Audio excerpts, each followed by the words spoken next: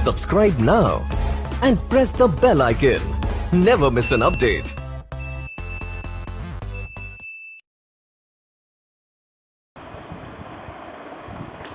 YouTube channel education hub में आपका स्वागत है। अगर आप नए हैं तो हमारे चैनल को सब्सक्राइब नहीं किया है तो हमारी चैनल को सब्सक्राइब कर लें, लाइक करें और ज़्यादा से ज़्यादा शेयर करें ताकि आपके तक वीडियो पहुंच सके। और आपने अगर पार्ट 1 राष्ट्रपति टॉपिक का पार्ट 1 अगर नहीं देखा है तो पहले पार्ट 1 देख ले, उसके बाद फिर से ये पार्ट 2 वीडियो देखे तो ज़्यादा से ज़्यादा समझ में आएगा। गाइज स्टार्ट करते हैं। राष्ट्रपति, निम्नलिखित में से कौन राष्ट्रपति के चुनाव प्रकरण के लिए सही नहीं है, यानी कौन सा सही नहीं है? तो ऑप्शन ए देखते हैं। पदस्थ राष्ट्रपति की पदावली से पूर्व उत्तराधिकारी का चुनाव अवश्य हो जाना चाहिए। सही बात है। राष्ट्रपति अपना पद ग्रहण करने की तिथि से 5 वर्ष तक पद पर रहेंगे। ये बात तो बिल्कुल सही है कि राष्ट्रपति जिस दिन पद ग्रहण करेंगे उस दिन से वो 5 वर्ष तक उस पद पर रहेंगे। राष्ट्रपति का उत्तराधिकारी आने तक कार्यकाल की समाप्ति पर भी वह पद पर बना रहेगा। और डी है, निर्वाचन मंडल के अपूर्ण होने के आधार पर राष्ट्रपति का चुनाव स्थगित किया जा सकता है। ये बिल्कुल गलत है, स्थगित किया नहीं जा सकता है। नेक्स्ट क्वेश्चन देखते हैं। भारत के राष्ट्रपति के उम्मीदवार के प्रस्तावक का अनुमोदन किया जाना चाहिए कम से कम। हम चूँकि जानते हैं कि भारत के राष्ट्रपति के उम्मीदवार अगर बनने के लिए 50 प्रस्तावक और 50 अनुमोदक होनी चाहिए। अगर राष्ट्रपति के आप उम्मीदवार बनने जा रहे हैं तो आपको 50 प्रस्तावक चाहिए और 50 अनुमोदक चाहिए, तब आप राष्ट्रपति के उम्मीदवार हो सकते हैं। तो ये क्या हो जाएगा? Option number A. एक्सप्लेनेशन देखते हैं। राष्ट्रपति एवं उपराष्ट्रपति निर्वाचन अधिनियम 1952 और 1997 के तहत भारत के राष्ट्रपति पद के उम्मीदवार के लिए निर्वाचक मंडल के 50 सदस्य प्रस्तावक और 50 सदस्य अनुमोदक। यानी कहने का मतलब हुआ कि 1997 में जब संशोधन हुआ था उसके बाद भारत के राष्ट्रपति पद के उम्मीदवार के लिए उस 1997 संशोधन के बाद भारत के अगर कोई भी व्यक्ति भारत के राष्ट्रपति के उम्मीदवार बनते हैं तो उसमें 50 प्रस्तावक और 50 अनुमोदक होना चाहिए। लेकिन 1997 से पूर्व प्रस्तावक और अनुमोदकों की संख्या की बात किया जाए तो 10 थी, लेकिन 1997 संशोधन के बाद इसकी संख्या, अनुमोदक और प्रस्तावक की संख्या 50-50 हो गई। नेक्स्ट क्वेश्चन देखते हैं। भारत के राष्ट्रपति के निर्वाचन के संदर्भ में निम्नलिखित कथनों पर विचार कीजिए। पहला, प्रत्येक एमएलए के वोट का मूल्य अलग अलग राज्य में अलग अलग होता है। लोकसभा के सदस्य का वोट मूल्य राज्यसभा के सदस्य के वोट मूल्य से अधिक होता है। आइए ऑप्शन नंबर 1 देखते हैं। कहता है प्रत्येक एमएलए के वोट मूल्य अलग अलग राज्य में अलग अलग होता है। क्योंकि हम जानते हैं कि सभी राज्यों की बात किया जाए तो एमएलए की संख्या क्या होती है, सभी राज्यों में अलग अलग होती है। एमएलए की संख्या सभी राज्यों में अलग अलग होती है, इसलिए मत वैल्यू भी अलग अलग होगी। ये बात बिल्कुल सही है। लोकसभा के सदस्यों का वोट का मूल्य राज्यसभा के सदस्यों के वोट के मूल्य से अधिक होता है। ये बात भी बिल्कुल सही है, क्योंकि लोकसभा राज्यसभा की सदस्य वोट का मूल्य अलग सेम होता है, लेकिन लोकसभा की संख्या राज्यसभा की संख्या से ज़्यादा होने के कारण इसका वोट मूल्य अधिक होगा। क्योंकि राज्यसभा की संख्या से लोकसभा की संख्या क्या होती है, ज़्यादा होती है, इसीलिए इसका लोकसभा का वोट मूल्य अधिक होता है। यानी 1 और 2 दोनों सही है, इस हिसाब से 1 और 2 कह सकते हैं सही है। और इसका एक्सप्लेनेशन देखते हैं।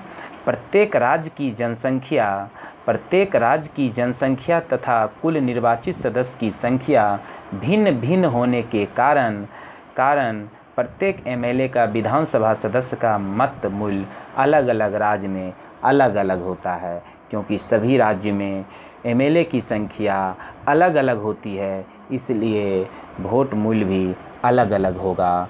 ऑप्शन नंबर 2 का एक्सप्लेनेशन देखते हैं। लोकसभा के प्रत्येक सदस्य राज्यसभा के प्रत्येक सदस्य का मूल्य समान होता है। दोनों का वोट मूल्य समान होता है, लेकिन लोकसभा की सदस्य की संख्या राज्यसभा की सदस्य की संख्या अधिक होने के कारण लोकसभा के सदस्य का मूल्य राज्यसभा के सदस्यों के मूल्य से क्या होगा, मत मूल्य से अधिक होगा। इसलिए ऑप्शन नंबर 2 भी सही है, 1 और 2। उस हिसाब से 1 और 2। नेक्स्ट क्वेश्चन देखते हैं। राष्ट्रपति के निर्वाचन में राज्यसभा का मुख्यमंत्री मतदान करने के लिए पात्र नहीं होता है यदि, पहले बता दें कि राष्ट्रपति के निर्वाचन में कौन कौन से भाग ले सकता है। तो निर्वाचन मंडल में जो सदस्य होते हैं, तो पहले लोकसभा के निर्वाचित सदस्य जो होते हैं वो कौन कौन होते हैं। संसद के दोनों सदस्य यानी लोकसभा और राज्यसभा के निर्वाचित सदस्य, नॉमिनेटेड सदस्य नहीं, मनोनीत सदस्य नहीं, राष्ट्रपति द्वारा जो मनोनीत किया जाता है वो नहीं, यानी राष्ट्रपति के चुनाव में संसद द्वारा जो संसद में जो लोकसभा और राज्यसभा होता है उसमें जो निर्वाचित सदस्य होता है वो, और राज्य विधानसभा के निर्वाचित सदस्य, विधान परिषद नहीं, एमएलसी नहीं, एमएलए जिसको निर्वाचित किया जाता है, निर्वाचित रहते हैं। और दिल्ली और पांडुचेरी के निर्वाचित सदस्य राष्ट्रपति के चुनाव में भाग ले सकते हैं। अब बात है क्या, अब संसद में जो लोकसभा और राज्यसभा होता है तो उसमें भी उच्च सदन और निम्न सदन होते हैं। तो राज्यसभा को उच्च सदन कहा जाता है और लोकसभा को निम्न सदन कहा जाता है। उसी प्रकार विधानमंडल में भी उच्च सदन और निम्न सदन होता है।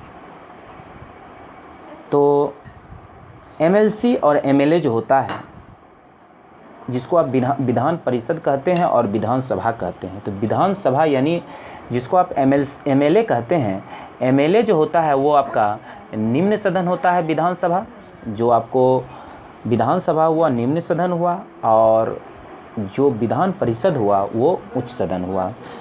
तो देखते हैं, वह स्वयं प्रत्याशी होता है, उसे राज्य विधानमंडल के निचले सदन में अपना बहुमत सिद्ध करना शेष हो, वह राज्य विधानमंडल में उच्च सदन का सदस्य हो।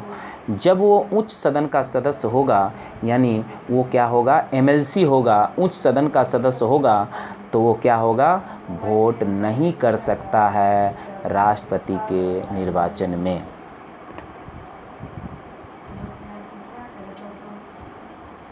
एक्सप्लेनेशन देखते हैं। अनुच्छेद 54 के अनुसार राष्ट्रपति के चुनाव में राज्य विधानमंडल के सदन, उच्च सदन अर्थात विधान परिषद के सदस्य मतदान नहीं कर सकते हैं। इसलिए यदि मुख्यमंत्री सदन का सदस्य है अथवा राष्ट्रपति के चुनाव में मतदान करने के लिए पात्र नहीं होता है। नेक्स्ट क्वेश्चन देखते हैं। भारत के राष्ट्रपति के चुनाव में राज्य की विधानसभा के प्रत्येक निर्वाचित सदस्य की वोटों की संख्या उस राज्य के जनसंख्या को विधानसभा की कुल निर्वाचित सदस्य संख्या द्वारा विभाजित कर प्राप्त भागफल की 1000 के गुणकों के बराबर होती है। वर्तमान स्थिति 1997 में जनसंख्या से तात्पर्य किस वर्ष की जनगणना द्वारा यथा अभिनिश्चित जनसंख्या से है, तो वो आपका हो जाएगा 1971 1971 जनगणना के हिसाब से।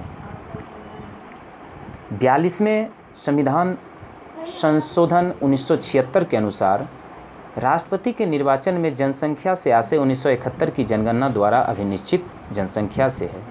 ऐसा वर्ष 2000 तक के लिए निर्धारित किया गया था, यानी 1971 के हिसाब से जनसंख्या लिया जाएगा वो 2000 तक निर्धारित किया गया, लेकिन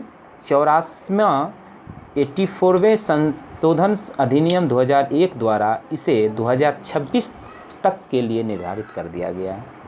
तो संविधान के लिए अनुच्छेद 55 के स्पष्टीकरण में इस बात का उल्लेख है कि 84वें संशोधन अधिनियम 2001 में 1 के द्वारा इसे 2026 तक 1971 की जनगणना के हिसाब से ही हम काउंटिंग करेंगे।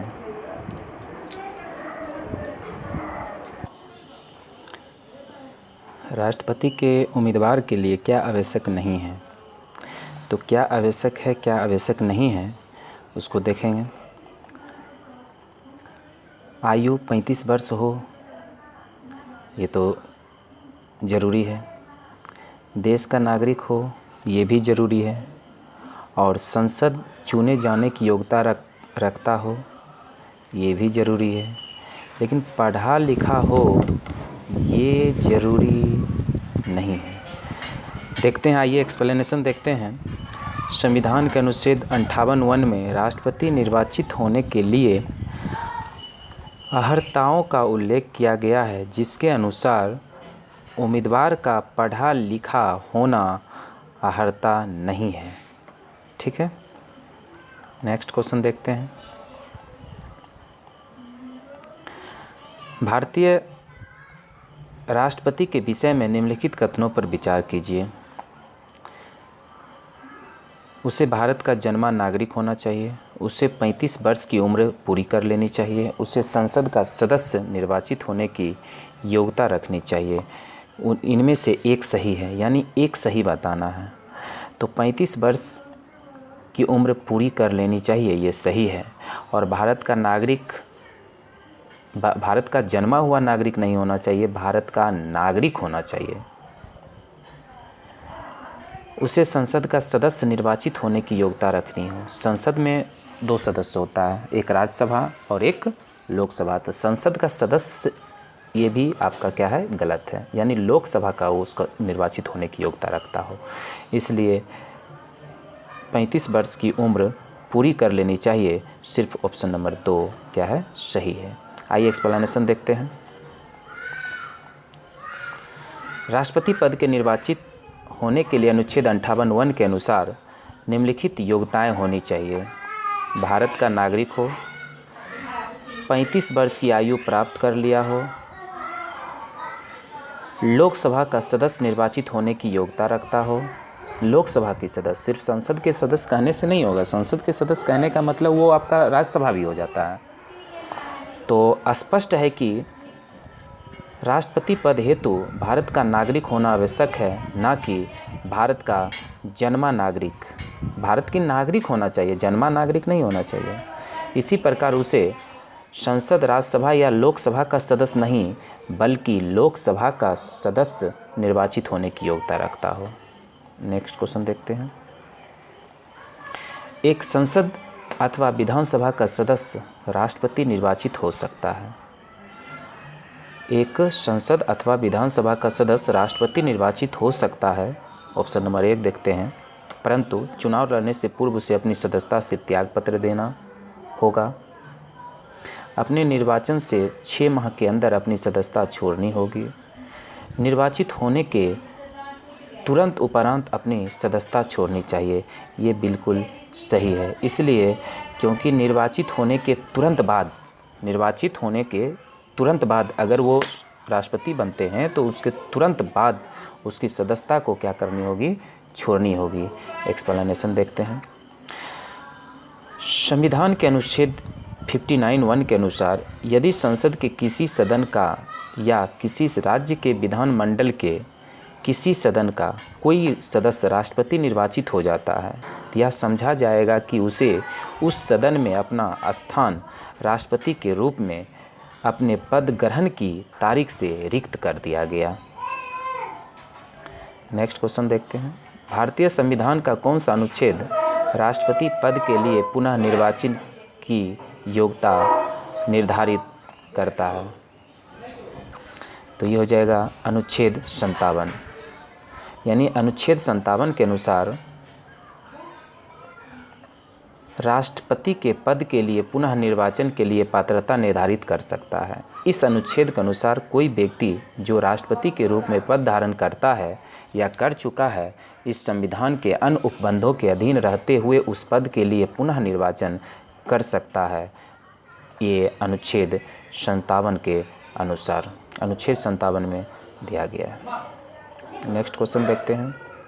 भारत के राष्ट्रपति के चुनाव में कोई विवाद है तो उसे उस विवाद को उस विभाग को सौंपा जाएगा। अगर विवाद हो राष्ट्रपति के चुनाव में तो किसे सौंपेगा? वो सौंपेगा भारत के सर्वोच्च न्यायालय को।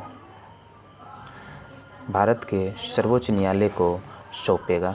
ठीक है, नेक्स्ट एक्सप्लेनेशन देखते हैं। अगर भारत के राष्ट्रपति के चुनाव में कोई विवाद है तो उस विवाद को अनुच्छेद 71(1) के अनुसार भारत के सर्वोच्च न्यायालय को सौंपा जाएगा और सर्वोच्च न्यायालय द्वारा किया गया फैसला अंतिम फैसला होगा। ये 71 में दिया गया है। और वीडियो के अंत में एक क्वेश्चन है जो कि आपको कमेंट बॉक्स में इसका आंसर बताना है। भारत के राष्ट्रपति अपना त्यागपत्र किसको संबोधित करके देते हैं? तो इस क्वेश्चन का आंसर कमेंट बॉक्स में लिखकर ज़रूर बताइए। धन्यवाद। वीडियो ज़्यादा से ज़्यादा शेयर करें।